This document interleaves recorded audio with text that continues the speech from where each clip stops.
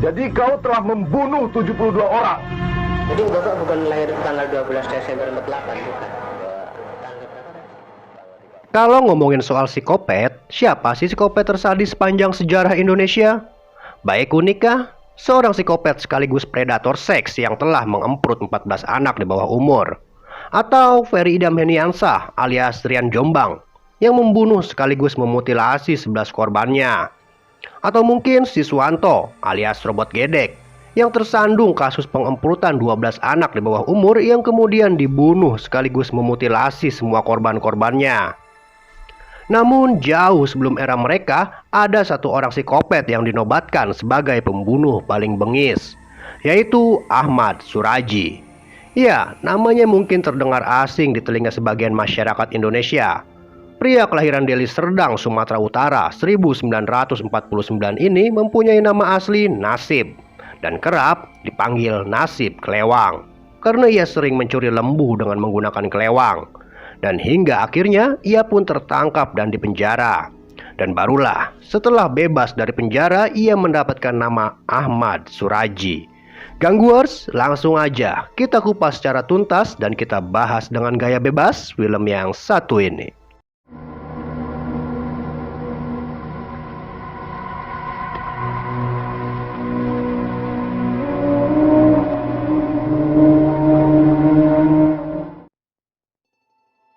Film dibuka dengan pertengkaran sepasang suami istri yang bernama Tumin dan Dewi.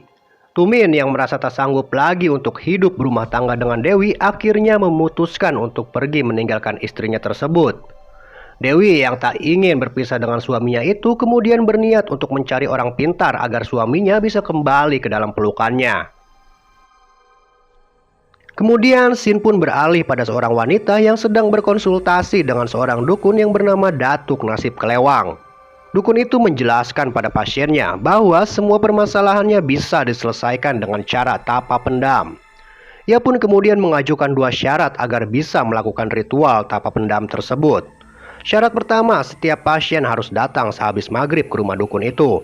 Dan syarat yang kedua, setiap pasien wanita dilarang memberitahu kepada siapapun bahwa ia datang ke rumah sang dukun. Syarat yang sangat meresahkan. Macam mana Pak Datuk? Kalau dilanggar? Ya, percuma lah. Hingga pada suatu hari, Dewi pun pamit dan menyalami kedua orang tuanya dan mengatakan bahwa ia akan pergi untuk menginap di salah satu rumah temannya. Sorot mata keraguan jelas nampak di mata Dewi. Sebelum pergi, ia pun kembali menyalami ayahnya dan memeluk ibunya sambil menangis seolah memberi isyarat bahwa ia akan pergi dan takkan pernah kembali. Kemudian ia pun pergi menuju rumah dukun tersebut dengan diantar oleh salah satu tetangganya yang bernama Andreas. Di tengah-tengah perjalanan, Dewi pun mengingatkan pada Andreas agar tidak memberitahu pada siapapun termasuk orang tuanya bahwa ia pergi ke rumah dukun tersebut. Singkat cerita, selang beberapa hari kemudian, ibunya Dewi menanyakan keberadaan anaknya pada Tumin. Dengan wajah cemas, ibu mertuanya mengatakan 3 hari yang lalu Dewi pergi menginap ke salah seorang temannya, namun tak kunjung pulang hingga sampai saat ini. Bapak mertuanya pun sudah menyusul, tapi Dewi tak ada di rumah temannya tersebut. Ibu mertuanya pun kemudian meminta tolong pada Tumin untuk mencari keberadaan Dewi. Scene pun kemudian beralih ke sebuah perkebunan tebu yang dimana ada seorang petani tebu yang tak sengaja mencium aroma busuk di kebun itu. Ia pun kemudian menelusuri bau busuk itu yang ternyata bersumber dari sebuah gundukan tanah.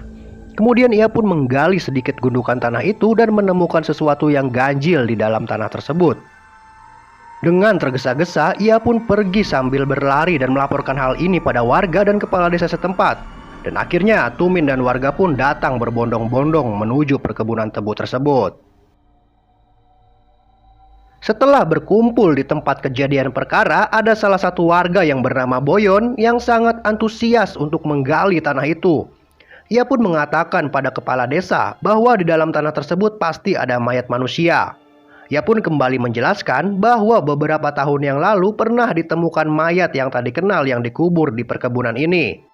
Lalu si kepala desa pun melaporkan hal ini kepada pihak kepolisian. Setelah polisi tiba di tempat kejadian perkara, Boyon pun dipersilahkan untuk menggali gundukan tanah tersebut. Dan benar saja, ternyata ada sesosok mayat perempuan yang mulai membusuk yang tak lain adalah Dewi. Kemudian polisi pun membawa Tumin ke kantor polisi untuk dimintai keterangan. Pada keesokan harinya, jenazah Dewi pun dimakamkan dengan dibantu para warga termasuk dukun nasib Kelewang yang mengangkat jenazah Dewi sampai ke liang lahat.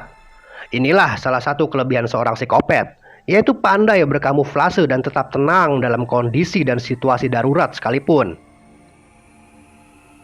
Pada saat prosesi pemakaman sedang berlangsung, di sisi lain ternyata polisi sedang menginterogasi Andreas di dalam sebuah mobil, karena Andreas adalah orang yang terakhir mengantarkan Dewi. Setelah diberi beberapa pertanyaan oleh polisi dengan wajah pucat dan gugup, Andreas pun mengatakan bahwa sebenarnya ia bukan mengantarkan Dewi ke rumah temannya, melainkan mengantarkan ke rumah dukun yang bernama Nasib Kelewang itu. Setelah mendapatkan informasi tersebut, polisi pun kemudian pergi menuju rumah sang dukun untuk dimintai keterangan. Setelah memberikan beberapa pertanyaan, polisi tidak mendapatkan informasi apapun dari dukun itu. Sikap dan gerak tubuh yang tenang membuat polisi sempat terkecoh. Dan kini, dugaan polisi pun kembali tertuju pada suami Dewi, yaitu Tumin. Tumin pun dicecar habis-habisan dan dituduh telah membunuh istrinya sendiri. Ia pun hanya bisa menangis karena menjadi tersangka utama atas kasus kematian istrinya tersebut.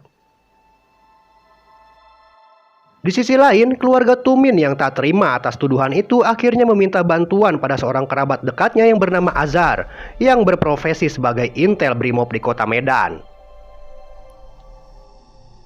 Pada keesokan harinya, Azhar pun mendatangi rumah keluarga Tumin yang kemudian diikuti oleh kedatangan Boyon dan Andreas.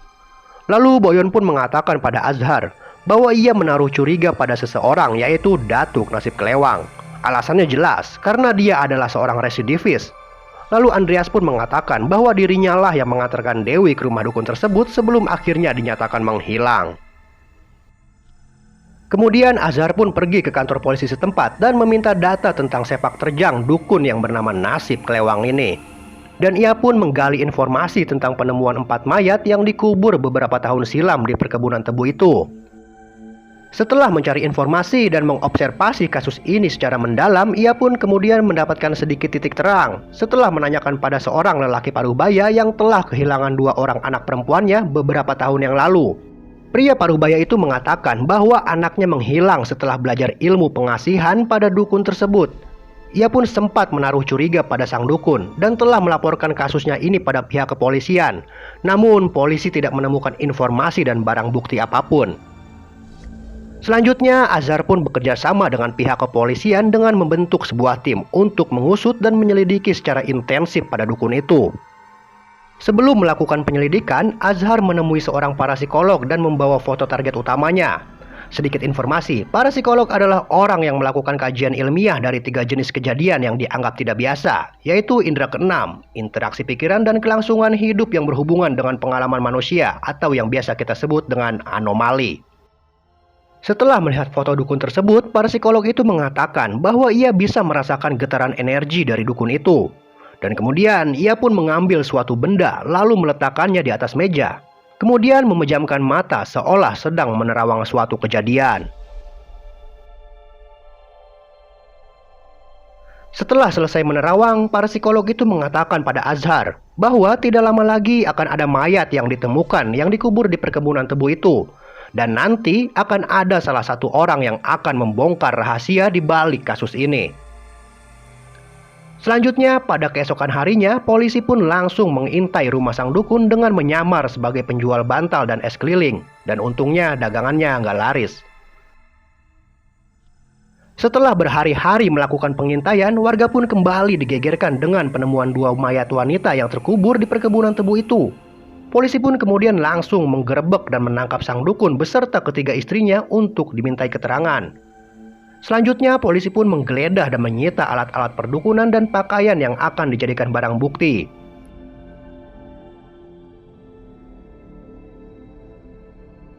Sebelum membawa tersangka utama, polisi memanggil keluarga Dewi dan menunjukkan satu persatu sepotong pakaian dan aksesoris.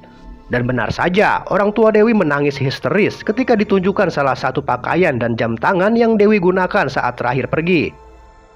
Polisi pun kemudian membawa dan menginterogasi ketiga istri dukun itu yang bernama Tumini, Ngatiah, dan Tuminah. Setelah dicecar berbagai pertanyaan, akhirnya salah satu istri dukun itu yang bernama Tumini mengakui dan membongkar semua kebejatan suaminya itu. Ia mengatakan bahwa dirinya ikut terlibat dalam setiap pembunuhan yang dilakukan oleh suaminya. Ia pun mengakui bahwa ia diancam akan dibunuh oleh suaminya jika menolak untuk membantu aksi keji suaminya tersebut. Di sisi lain, sang dukun yang sedang diinterogasi dan dicecar berbagai pertanyaan kemudian diminta untuk memperagakan alat perdukunan yang dijadikan barang bukti. Dengan seksama, polisi itu memperhatikan peragaan yang dilakukan oleh sang dukun. Ketika sedang memperagakan ritual yang dilakukan, secara diam-diam si dukun mengeluarkan jutsu serangan fajar pada polisi yang menginterogasinya hingga nyaris membuat polisi itu tumbang. Namun siapa sangka, secara sigap si polisi langsung menahan serangan itu dengan jutsu tolak bala yang dimilikinya. Kemudian membalas serangan itu dengan jutsu Susano hingga membuat sang dukun terkapar dan pingsan. Macem-macem aja nih dukun. Setelah siuman, sang dukun pun dipaksa untuk mengakui perbuatannya. Awalnya ia hanya mengaku telah membunuh 16 orang. Dan hingga pada akhirnya ia pun pasrah dan mengatakan telah membunuh 42 orang wanita dari target utamanya, yaitu 72 orang. Dan akhirnya Tumin pun dibebaskan dari penjara dan dinyatakan tidak bersalah. Scene pun kembali mundur yang dimana sang dukun beserta istrinya yang bernama Tumini membawa Dewi ke perkebunan tebu untuk melakukan ritual tapa pendam dengan cara mengikat tangan dan kaki Dewi kemudian mencekiknya hingga tewas. Kemudian menyeruput air liur milik korbannya tersebut. Dan film pun diakhiri dengan cuplikan video asli pembongkaran tempat di mana si dukun itu mengubur semua korban-korbannya.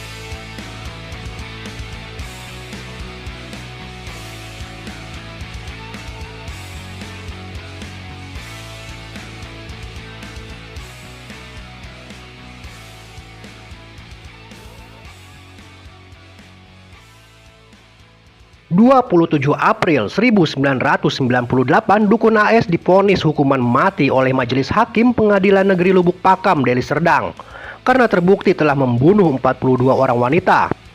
Dan istrinya yang bernama Tumini dijatuhi hukuman penjara seumur hidup.